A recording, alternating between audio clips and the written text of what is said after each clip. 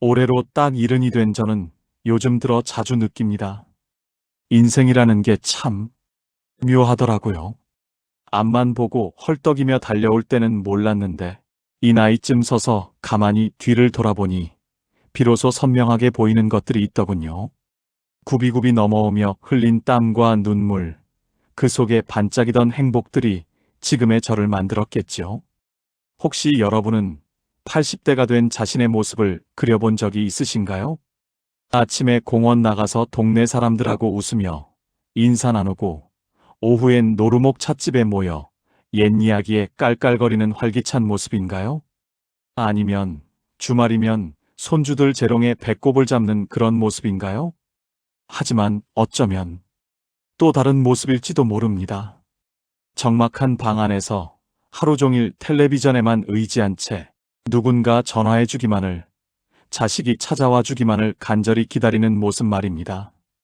외로움과 싸우며 시계추 소리만 크게 들리는 그런 집에서요. 이 두 모습의 차이는요, 돈이나 건강, 운 때문이 아니더라고요. 제가 살아보니 깨달은 게 있습니다. 그 차이는 딱 하나, 우리가 70대라는 이 귀한 시간을 어떻게 보내느냐에 달려 있었습니다. 70대는 인생의 마지막 갈림길입니다.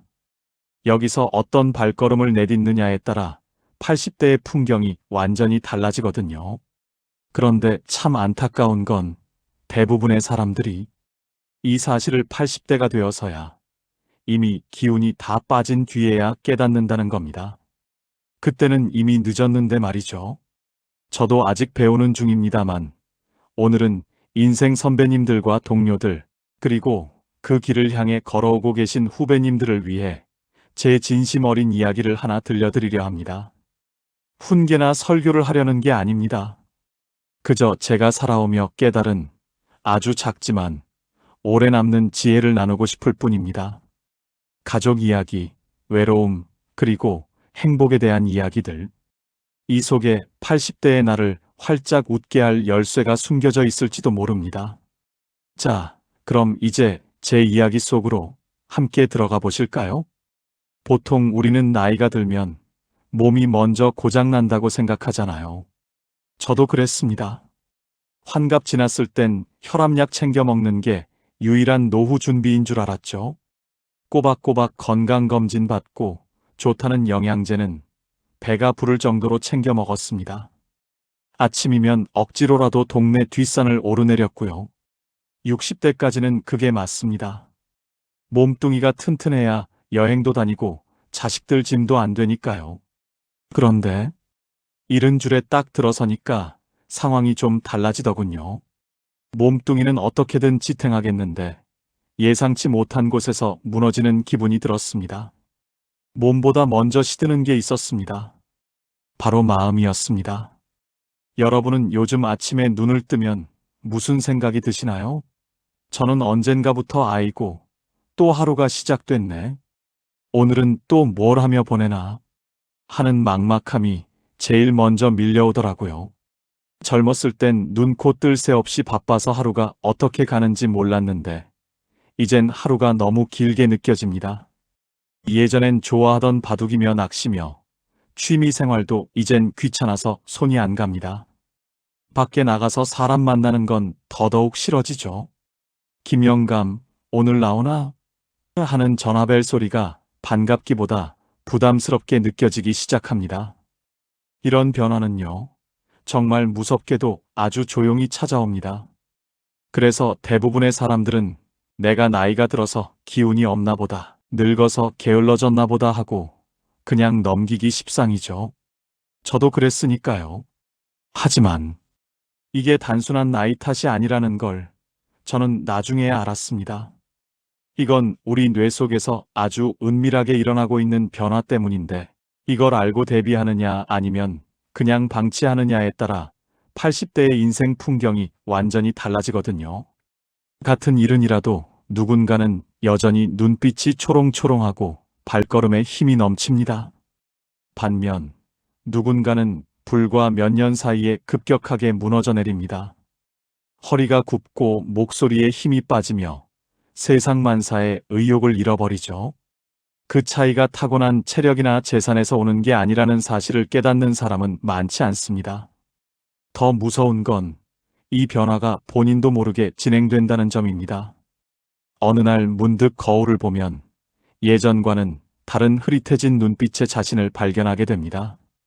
활기 넘치던 표정은 사라지고 굳어버린 얼굴, 힘 빠진 목소리. 그제서야 무언가 달라졌다는 걸 느끼지만 그때는 이미 상당 부분 진행된 뒤입니다. 마음의 문이 닫히고 세상과의 연결고리가 하나둘 끊어져가는 그 순간 말입니다. 70대는 인생에서 마지막으로 내 노후를, 내가 어떤 모습으로 살지를 선택할 수 있는 귀한 시간입니다. 그런데 참 안타까운 건요. 왜 아무도 이 이야기를 우리에게 해주지 않는 걸까요? 병원 의사 선생님도 알려주지 않고 자식들도 잘 모릅니다. 심지어 본인조차도 모른 채 늙어만 가죠. 주변에선 운동해라, 좋은 거 챙겨 먹어라 하는 조언은 넘쳐나지만 정작 70대의 가장 중요한 게 무엇인지, 어떻게 마음을 지켜야 하는지 말해주는 사람은 없습니다. 오늘 제 이야기 속에 그 답이 담겨 있습니다. 조금만 더 제 친구 윤호 이야기를 들어보시면 왜 70대가 그토록 중요한 시기인지 자연스럽게 깨닫게 되실 겁니다. 그리고 지금 당장 무엇부터 시작해야 하는지도 분명하게 보이실 겁니다. 제 지인 중에 장윤호라는 친구가 있습니다. 올해 71죠. 윤호는 참 성실한 사람이었습니다. 우리 세대가 다 그렇듯 앞만 보고 달리는 경주마 같았죠. 20대 초반에 울산 조선소에 들어가서 거의 50년 가까이 거대한 배를 만드는 일에 인생을 통째로 바쳤습니다. 젊은 시절엔 새벽 별 보고 나가서 밤별 보고 들어왔습니다. 사방에서 튀는 용접 불꽃 아래서 청춘을 다 태웠죠. 자기가 만든 배가 태극기를 달고 오대양 6대주를 누빌 때마다 가슴이 뜨거워졌다고 하더군요. 배를 만든 게 아니라 나라를 세웠다는 자부심. 그게 윤호의 삶을 지탱해온 훈장이었습니다. 그렇게 소처럼 일하며 자식 셋 번듯하게 키워내고 아내랑 살 작은 아파트 한 채 마련했습니다. 남들이 보기엔 참 부족할 것 없는 성공한 인생이었습니다. 70이 되던 해 윤호가 드디어 퇴직을 했습니다. 퇴직하는 날 동료들이 열어준 작은 파티에서 윤호는 환하게 웃으며 말했죠. 야, 나 이제 좀 쉬련다. 평생 고생했으니 이제는 아무것도 안 하고 허리 좀 펴고 살 거야. 텔레비전이나 실컷 보고 낮잠이나 자면서 편하게 지낼 거야. 윤호의 그 말은 진심이었을 겁니다. 평생 짊어온 무거운 짐을 내려놓고 싶었겠지요. 저도 그 마음 충분히 이해합니다. 우리 모두가 꿈꾸는 노후 아니겠습니까? 퇴직 후 처음 한두 달은 정말 천국 같았다고 합니다. 아침에 알람 소리 없이 눈을 뜨는 게 꿈만 같았죠. 낮잠도 실컷 자고 아내가 해주는 밥 얻어먹으며 세상 편하게 지냈습니다. 그런데 딱 석 달이 지나면서부터 윤호에게 이상한 변화가 찾아왔습니다. 아침에 눈을 떠도 일어날 이유가 없어진 겁니다. 갈 곳도 해야 할 일도 없으니까요. 텔레비전을 켜도 내용은 안 들어오고 화면만 멍하니 쳐다보는 시간이 늘어났죠. 아내가 동네 한 바퀴 돌자고 해도 귀찮다, 니나 가라며 손사래를 쳤답니다. 옛 동료들에게 연락이 와도 다음에 보자며 전화를 툭 끊어버렸고요. 반년이 지나자 변화는 더 뚜렷해졌습니다. 말수가 눈에 띄게 줄었습니다. 표정은 점점 굳어갔고 자상했던 사람이 사소한 일에 짜증을 내기 시작했습니다. 리모컨 위치가 바뀐 것만으로도 버럭 화를 냈답니다. 아내는 처음에 퇴직 후 적응 기간이겠거니 생각했지만 윤호는 점점 더 깊은 캄캄한 굴 속으로 가라앉는 것 같았습니다. 어느 날 윤호 딸이 오랜만에 아버지를 찾아왔습니다. 소파에 하루 종일 누워 천장만 바라보는 아버지를 보고 딸은 깜짝 놀랐습니다. 불과 반년 전까지만 해도 단단하고 듬직했던 아버지의 모습은 간데없고 눈빛은 흐릿해진 채 화색은 사라지고 표정마저 굳어버린 낯선 노인이 누워 있었거든요. 딸은 그날 밤 엄마에게 조용히 물었습니다. 엄마, 아빠 언제부터 저렇게 되신 거야? 어디 편찮으신 거 아니야? 아내는 한참을 말없이 있다가 무겁게 입을 열었습니다. 퇴직하고 나서 아무것도 안 하시더니 사람이 딴 사람이 됐어. 예전에 그 양반이 아닌 것 같아. 딸은 아버지를 설득해 병원을 찾았습니다. 의사는 여러 검사를 한 뒤에 조심스럽게 말했습니다. 몸에는 큰 이상이 없습니다. 다만 뇌의 활동이 많이 줄어든 상태입니다. 사람을 만나지 않고 아무런 자극 없이 지내다 보니 뇌가 빠르게 쇠퇴하고 있는 겁니다. 의사는 덧붙였습니다. 지금이라도 사람을 만나고 몸을 움직이고 무엇이든 하나라도 시작하면 충분히 회복할 수 있습니다. 하지만 이대로 계속 아무것도 하지 않으면 돌이키기 어려울 수도 있습니다. 그 말을 들은 윤호는 한동안 아무 말도 하지 않았습니다. 평생을 누구보다 열심히 살아왔다고 생각했는데 우리나라 산업을 일으킨 세대라는 자부심도 있었는데 그런 자신이 고작 반년 아무것도 안 했다고 이렇게 무너질 수 있다는 사실이 믿기지 않았겠죠. 허탈하고 자괴감이 밀려왔을 겁니다. 하지만 딸의 눈에 고인 눈물을 본 순간 윤호는 가슴 깊은 곳에서 무언가 울컥 올라오는 걸 느꼈습니다. 내가 이대로 무너지면 안 되겠구나.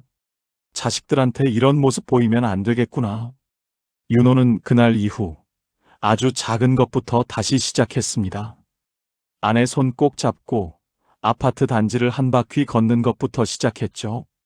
처음엔 다리가 후들거리고 숨이 찼지만 매일 꾸준히 걸었습니다. 오랜만에 옛 동료에게 전화를 걸었습니다. 미안하다. 그동안 내가 좀 안 좋았다. 밥 한 끼 먹자. 처음엔 목소리가 떨렸지만 통화를 마치고 나니 마음이 조금 가벼워졌습니다. 그렇게 하루에 딱 한 가지씩 아주 사소한 일을 다시 시작하면서 윤호의 눈빛은 천천히 돌아오기 시작했습니다.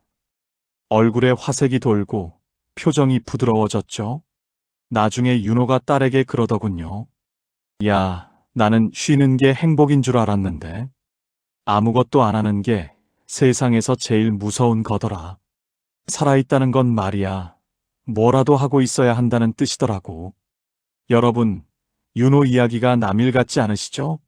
저도 그 이야기를 듣고 가슴이 서늘했습니다. 평생을 개미처럼 일해온 우리 세대에게 휴식은 훈장 같은 포상이었습니다. 이만큼 고생했으니 이제 좀 쉬어도 되잖아. 라고 스스로에게 말하죠. 하지만 70대에 찾아오는 가장 무서운 적은 암도 아니고 치매도 아닙니다. 바로 의욕의 소멸입니다. 하고 싶은 게 사라지고 만나고 싶은 사람이 없어지고 대문 밖을 나설 이유가 사라지는 것. 이게 병보다 무서운 진짜 위기입니다. 윤호를 무너뜨린 건 병도 가난도 외로움도 아니었습니다.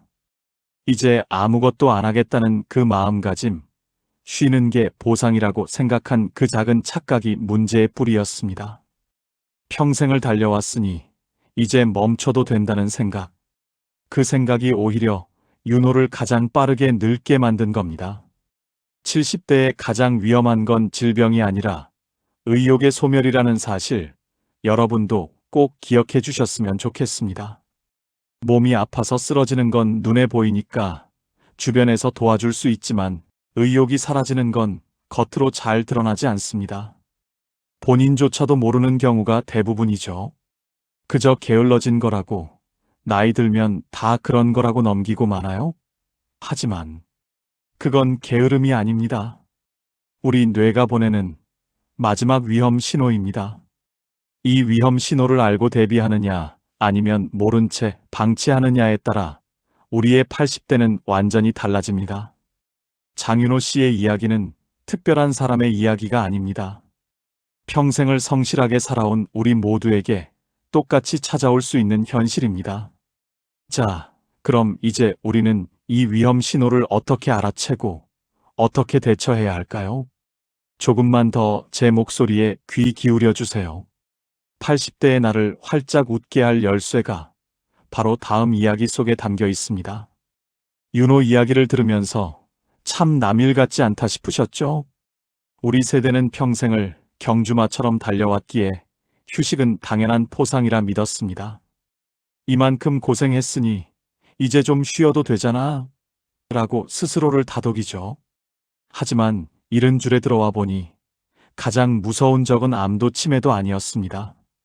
바로 의욕의 소멸이었습니다. 하고 싶은 게 사라지고 만날 사람이 없고 대문 밖을 나설 이유가 사라지는 것. 이게 병보다 무서운 진짜 위기입니다. 우리 뇌에는 전두엽이라는 부위가 있습니다. 이곳은 무언가를 하고 싶다는 의욕을 만들어내는 사령탑입니다. 새로운 것에 호기심을 느끼고 사람을 만나고 오늘 하루를 계획하는 것. 모두 전두엽이 하는 일이죠. 그런데 이 전두엽은 나이가 들수록 조금씩 위축됩니다. 특히 70대가 되면 그 변화가 눈에 띄게 드러나죠. 전두엽이 힘을 잃으면 어떤 일이 벌어질까요? 예전엔 즐겁던 친구 모임이 귀찮아집니다. 새로운 곳보다 집이 편해지죠. 무엇보다 감정 조절이 힘들어집니다. 사소한 일에 버럭 화가 나고 내 생각과 다르면 참을 수가 없습니다. 주변에서 나이 들더니 성격 변했다는 소리를 듣는다면 그건 성격이 나빠진 게 아니라 전두엽이 노화되고 있다는 신호입니다. 심리학에선 이걸 학습된 무기력이라고 부릅니다. 처음엔 쉬고 싶어서 아무것도 안 했지만 시간이 지나면 뇌가 그 상태를 정상으로 학습해버립니다. 결국 하고 싶어도 할 수 없는 상태가 되는 거죠. 움직이지 않으니 의욕이 사라지고 의욕이 없으니 더 안 움직이는 악순환. 이 고리가 시작되면 스스로 끊기가 참 어렵습니다. 하지만 여러분, 희망적인 사실이 하나 있습니다. 뇌는 나이가 들어도 새로운 자극을 받으면 다시 활성화됩니다. 이걸 뇌의 가소성이라고 하죠. 70대라도 새로운 경험을 하고 사람을 만나면 전두엽은 다시 깨어납니다. 윤호 씨가 산책을 시작했을 때 눈빛이 돌아온 것도 바로 이 때문입니다. 늙어가는 것을 막을 수는 없지만 늙어가는 방식은 우리가 선택할 수 있습니다. 늙음을 두려워하지 마세요. 다만 아무것도 하지 않는 것만은 두려워해야 합니다. 살아있다는 건 오늘 내가 무엇이든 하나를 시작했다는 뜻이니까요. 자, 그럼 이제 우리는 무엇을 어떻게 시작해야 할까요? 80대의 나를 웃게 할 구체적인 방법들을 들려드리겠습니다. 자, 이제 방향을 좀 바꿔보겠습니다. 걱정만 하고 두려워하는 건 아무런 도움이 안 되더라고요. 늙어가는 걸 막을 수는 없지만 어떻게 늙어갈지는 우리가 정할 수 있습니다. 거창한 결심이 필요한 게 아닙니다. 아주 작은 변화 하나가 우리 뇌를 깨우고 의욕을 되살리고 삶의 방향을 바꿀 수 있습니다. 중요한 건 지금 이 순간 무엇이든 하나를 시작하는 겁니다. 당장 내일부터 실천할 수 있는 5가지 작은 행동을 말씀드리겠습니다. 누구나 할 수 있는 아주 작고 사소한 것들이에요. 하지만 이 작은 것들이 모이면 우리의 70대와 80대를 완전히 바꿔놓을 수 있습니다. 첫 번째는요, 매일 밖으로 나가는 습관을 만드는 겁니다. 꼭 운동을 하라는 뜻이 아닙니다. 그냥 밖으로 나가기만 하면 됩니다. 마트에 장을 보러 가도 좋고, 가까운 공원을 천천히 한 바퀴 걸어도 좋습니다. 중요한 건 집 밖으로 나가서 햇볕을 쬐는 겁니다. 우리 뇌 속에는 세로토닌이라는 행복 호르몬이 있는데 이건 햇빛을 받으면 많이 만들어집니다. 낮 동안 세로토닌이 충분히 만들어지면 밤에는 멜라토닌이라는 잠 호르몬으로 바뀌어서 깊은 잠을 잘 수 있게 도와줍니다. 나이가 들면 잠이 얕아지는 것도 멜라토닌이 줄어들기 때문입니다. 낮에 햇볕을 충분히 쬐면 밤에 숙면을 취할 수 있고 숙면을 취하면 다음날 기분이 좋아지고 의욕도 생깁니다. 그러니 매일 꼭 밖으로 나가는 습관을 들여보시길 바랍니다. 나가서 하늘 한번 올려다보고 바람 한번 맞는 것만으로도 여러분의 뇌는 달라지기 시작합니다. 두 번째는요, 일주일에 한 번이라도 새로운 것을 해보는 겁니다. 늘 걷던 산책로 대신 가보지 않은 길로 걸어보는 겁니다. 늘 가던 식당이 아니라 한 번도 안 가본 식당에서 밥을 먹어보는 겁니다. 계란 프라이 하나라도 직접 만들어 보면 그것 자체가 새로운 경험이 됩니다. 이렇게 평소와 다른 작은 경험을 하면 전두엽이 자극을 받아 활성화됩니다. 대단한 도전이 아니어도 됩니다. 읽어보지 않았던 분야의 책을 펼쳐보는 것, 평소에 듣지 않던 종류의 음악을 들어보는 것, 모두 좋습니다. 이런 사소한 변화들이 쌓이면 뇌는 계속해서 젊음을 유지할 수 있습니다. 세 번째는요, 사람과의 관계를 끊지 않는 겁니다. 나이가 들면 사람 만나는 게 귀찮아지지만 모든 관계를 끊어버리면 뇌도 마음도 급격하게 위축됩니다. 다만, 싫은 사람까지 억지로 만나라는 뜻이 아닙니다. 70대가 되면 이제 의무감이나 체면 때문에 만나던 관계는 정리해도 됩니다. 대신 마음이 맞는 사람, 편안한 사람, 함께 있으면 웃음이 나는 사람과의 관계는 꼭 이어가시기 바랍니다. 같은 취미를 가진 모임에 나가는 것도 좋은 방법입니다. 하고 싶은 이야기를 편하게 주고받을 수 있는 상대가 있다는 건 전두엽을 활성화하는 가장 좋은 방법입니다. 사람을 직접 만나는 게 정말 어려운 분이라면 전화 한 통이라도 괜찮습니다. 자신에게 맞는 방식을 찾아보시면 됩니다. 네 번째는요, 완벽하려고 하지 않는 겁니다. 젊었을 때는 무엇이든 잘해야 한다는 무게를 짊어지고 살아오신 분들이 많습니다. 하지만 70대가 되면 예전처럼 할 수 없는 것들이 하나둘 생기기 마련입니다. 그때 자신을 다그치거나 자책하면 마음이 무너지기 쉽습니다. 못해도 괜찮다, 적당히 해도 된다, 대충 해도 괜찮다. 이런 마음의 여유가 오히려 여러분을 지켜줍니다. 흑과 백으로 나누려 하지 말고 회색도 있구나 하고 받아들이는 넉넉함이 우울증 예방에도 큰 도움이 됩니다. 다섯 번째는요, 누군가에게 도움이 되는 일을 하는 겁니다. 그 사람은 혼자서는 결코 행복할 수 없으며 다른 사람과의 관계 속에서 비로소 삶의 의미를 찾을 수 있습니다. 누군가에게 필요한 사람이 된다는 건 삶에 강력한 의미를 부여합니다. 거창한 봉사가 아니어도 됩니다. 이웃에게 반찬 하나를 나눠주는 것, 동네 어린이들에게 인사를 건네는 것, 아파트 화단에 물을 주는 것, 모두 훌륭한 일입니다. 이런 작은 친절이 쌓이면 주변 사람들이 여러분을 아끼게 되고 그 아낌은 다시 여러분에게 돌아와서 삶을 풍요롭게 만들어줍니다. 나이가 들수록 타인에게 부드러워지는 게 결국 자신의 노후를 가장 따뜻하게 만드는 길입니다. 자, 이제 이야기를 마무리할까 합니다. 오늘 저와 함께 나눈 이야기들이 여러분의 마음에 작은 울림이 되었는지 모르겠습니다. 제가 살아보니 깨달은 게 있습니다. 그 차이는 딱 하나, 우리가 70대라는 이 귀한 시간을 어떻게 보내느냐에 달려 있었습니다. 70대는 인생의 마지막 갈림길입니다. 여기서 어떤 발걸음을 내딛느냐에 따라 80대의 풍경이 완전히 달라지거든요. 그런데 참 안타까운 건 대부분의 사람들이 이 사실을 80대가 되어서야 깨닫는다는 겁니다. 그때는 이미 늦었는데 말이죠. 거창한 결심이 필요한 게 아닙니다. 아주 작은 변화 하나가 우리 뇌를 깨우고 의욕을 되살리고 삶의 방향을 바꿀 수 있습니다. 중요한 건 지금 이 순간 무엇이든 하나를 시작하는 겁니다.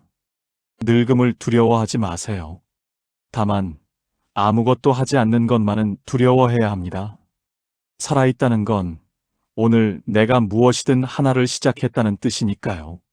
자, 그럼 이제 다시 한번 정리해 보겠습니다. 하나, 매일 밖으로 나가서 햇볕을 쬐는 것. 둘, 일주일에 한 번이라도 새로운 것을 시도해 보는 것. 셋, 마음 맞는 사람과의 관계를 끊지 않는 것. 넷, 완벽하려 하지 말고 적당히 해도 괜찮다고 자신을 다독이는 것.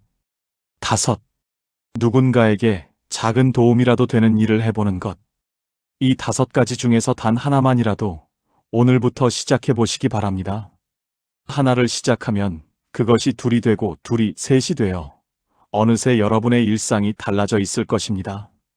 80대가 되었을 때 그때 가서 후회하지 않으려면 지금 이 순간이 가장 중요합니다. 지금이 가장 젊은 날이기 때문입니다. 오늘 이야기가 내일의 첫걸음으로 이어지기를 진심으로 바랍니다. 고맙습니다.